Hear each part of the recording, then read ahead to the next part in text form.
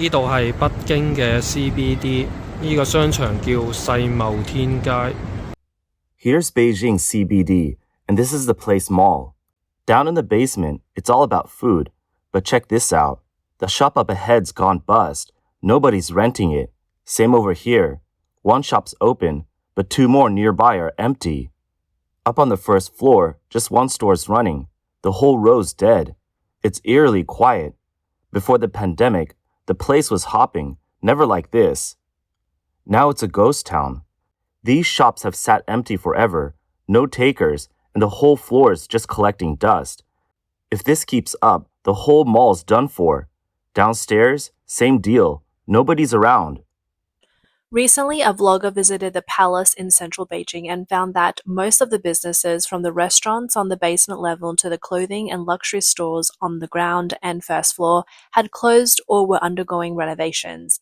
This area is part of Beijing's CBD, yet the business conditions were so poor that many establishments had to close down. This highlights the severity of the decline in consumer spending in Beijing. As one financial vlogger pointed out, the level of consumer downgrade this year is beyond imagination. It used to be going from high-end places to lower-end ones, but now it's like going straight to the basement. It's rock bottom. People have started calling this lifestyle extremely low consumption. In the basement, second floor of Beijing Guomao, white-collar elites with a monthly salary of 20,000 yuan are fighting with delivery workers for a 12 yuan lunchbox. While Starbucks revenue continues to decline, the cheaper alternative, Mixue ice cream and tea, is rapidly expanding, selling 3,000 cups in one day. Before, white-collar workers would at least have afternoon tea from Haiti, but now minimalist drinks are trending. People bring their own 3 yuan drinks, maybe grab some free ice from the office, and that's enough to feel good about it. In recent years, the beauty and hair salon industry has shrunk by 40%, with the industry in despair, while 10-yuan haircuts places are quickly expanding, always packed with customers. You might think it's just the working class adopting this extreme low consumption lifestyle. The middle class is doing it too. The blogger also noted that a few days ago, an airline offered ultra-low priced tickets for 98 yuan, which sold out in minutes. Who bought them? Big data shows that over 26% of the ticket buyers were former first-class passengers. The stock price of Maltai, once at its peak, has halved, while 3 yen beers have become a mainstream choice in convenience stores. Even diamonds, a traditional symbol of wealth, are no longer popular. The price of diamonds per carat dropped by 30% in 2023 and another 24% in 2024, with market prices continuously falling. Although diamonds are struggling, 999 yuan gold and silver jewelry has unexpectedly become a top choice for young people getting married. Why are young people reluctant to spend now? The primary reason is the economic downturn, leaving people with little money. Additionally, with the uncertain future of the US-China trade war, many lack confidence in the economy and are hesitant to make purchases. This is not just speculation. Recent data released by Chinese authorities show that even Beijing residents known for their stable incomes are tightening their belts. On April 18th, Beijing's Statistics Bureau announced the retail sales of consumer goods for March, which showed a 9.9% year-on-year decline, the steepest drop in recent years. Among the 11 major consumer categories, all except gold and silver jewelry saw significant decreases. For example, communication equipment fell by 38%, indicating that people no longer have the money to upgrade their phones. Cultural and office supplies decreased by 22.6%, showing that even products like computers are not being bought. Car sales fell by 20%, and sports and entertainment goods dropped by 17.6%, indicating less spending on fitness and leisure. Petroleum products declined by 14.6%, daily necessities dropped by 13%, and cosmetics by 10.9%. Gold and silver jewelry, however, experienced a 28.5% year-on-year growth, but this growth is not a sign of recovery in consumer power. It is driven by the more than 50% increase in gold prices over the past year. In other words, if we look at sales volume instead of sales value, the consumption of gold and silver jewelry is also declining. This suggests that no consumer category has seen real growth. Moreover, due to the ongoing economic decline and uncertainty about the future, many people are turning to gold as a hedge, treating it more as an investment rather than actual consumption. As a result, the jewelry industry is facing significant challenges. In April 2025, the international gold prices surpassed 3,477 USD per ounce, and the price of Chinese gold jewelry exceeded 1,060 yuan per gram. However, the surge in gold prices has not boosted China's jewelry market. A regional manager from a jewelry brand in Zhengzhou stated that while gold bars are in high demand, traditional jewelry brands are facing a wave of store closures, with some jewelry malls having half of their stores vacant. Veteran jewelry industry worker Mr. Wang mentioned that although gold prices have risen, the cost of gold is now higher, and this does not mean making a profit. The profit margins are extremely thin, and there is a high risk of losing money. It's becoming increasingly difficult.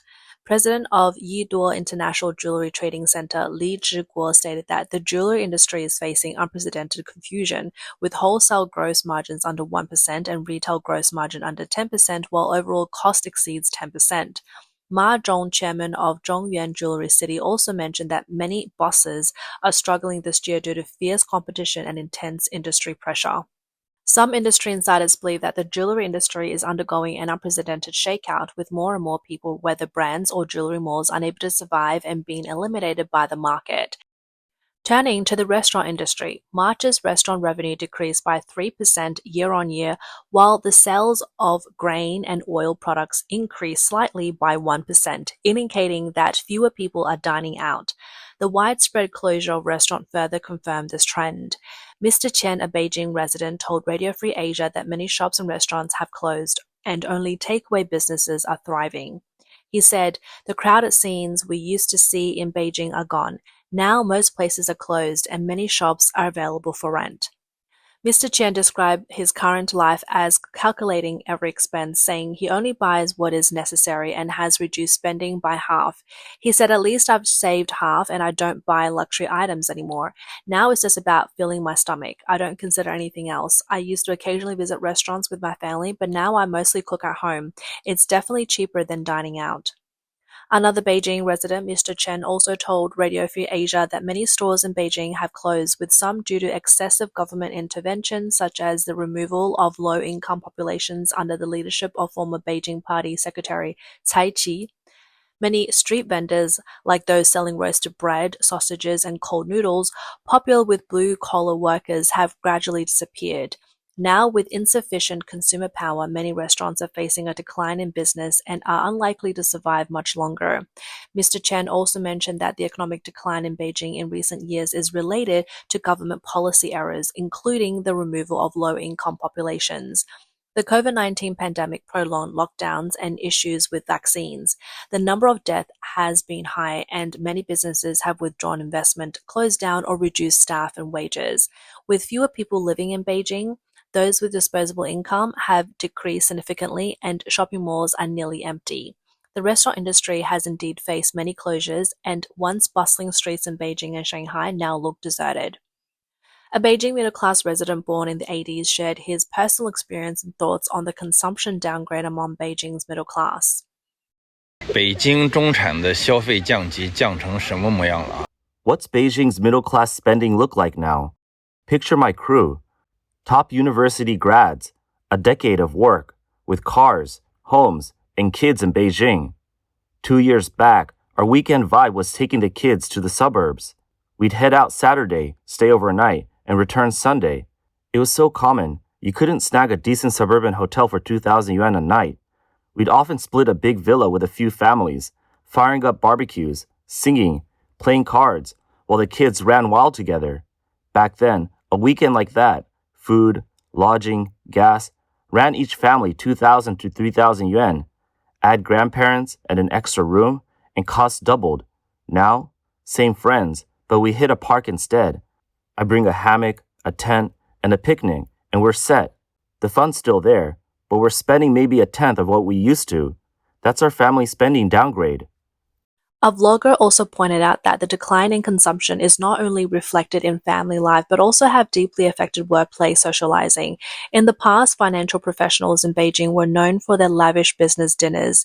As employees of financial institutions, their clients were typically large real estate companies or publicly listed firms, and the deals they discussed often involved hundreds of millions of yuan. In such a context, hosting clients, drinking Maltai, and reimbursing entertainment expenses were almost a routine. A dinner's expenses seems insignificant in light of the potential success of a project. However, in the past 2 years, business dinners in the financial sector have seen a sharp decline. The main reason for this is that the difficulty of landing projects has significantly increased. Economic downturns and tightening policies have caused many large projects to stagnate, and companies have become more stricter in approving entertainment expenses. He recalled that during a recent dinner with a former colleague, the spending levels was also 1/10 of what it used to be, with group buying packages replacing high-end restaurants. The once common excessive eating and drinking has become a thing of the past.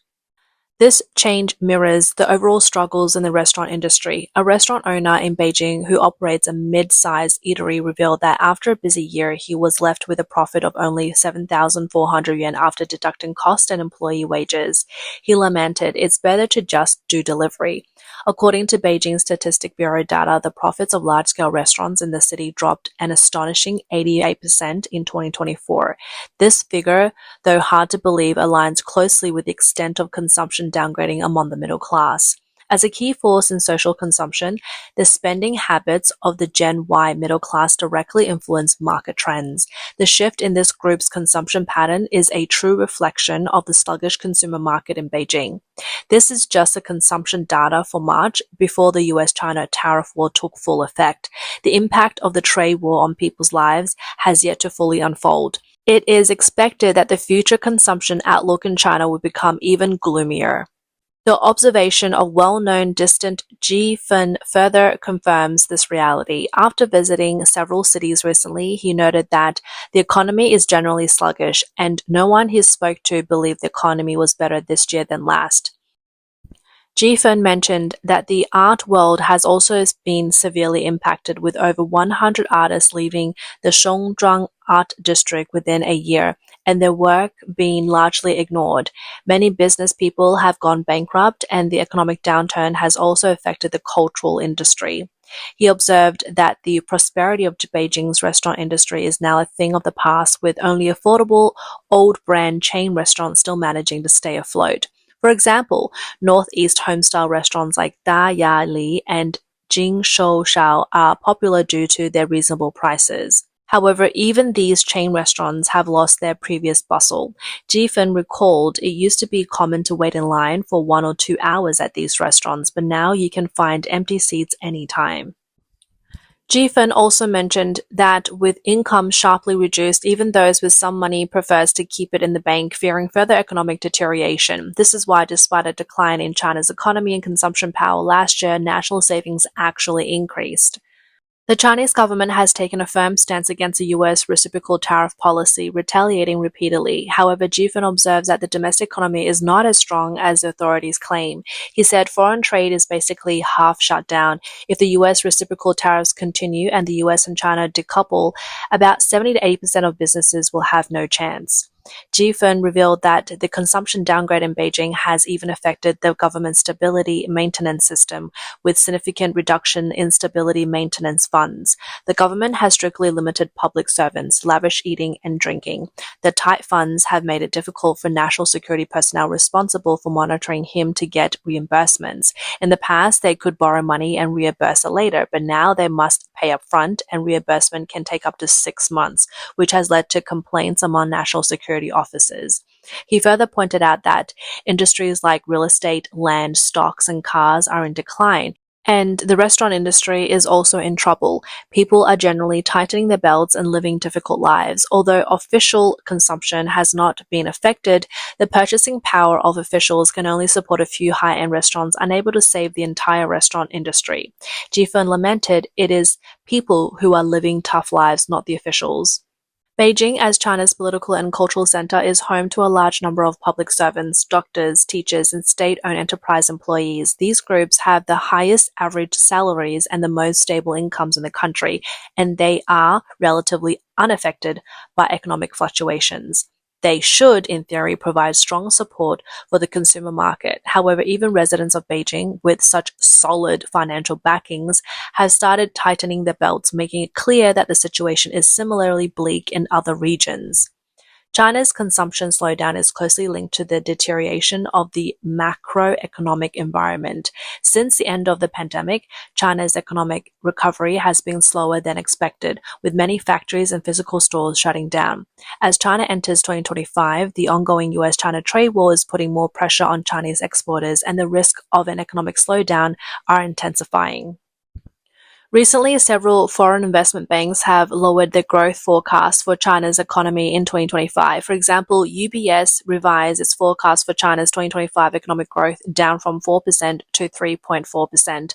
Goldman Sachs analysts pointed out that the US high tariff on Chinese goods, reduced exports, and global economic slowdown will have a huge impact on China's economy and employment market, with an estimated 20 million people affected, or 3% of China's labor force.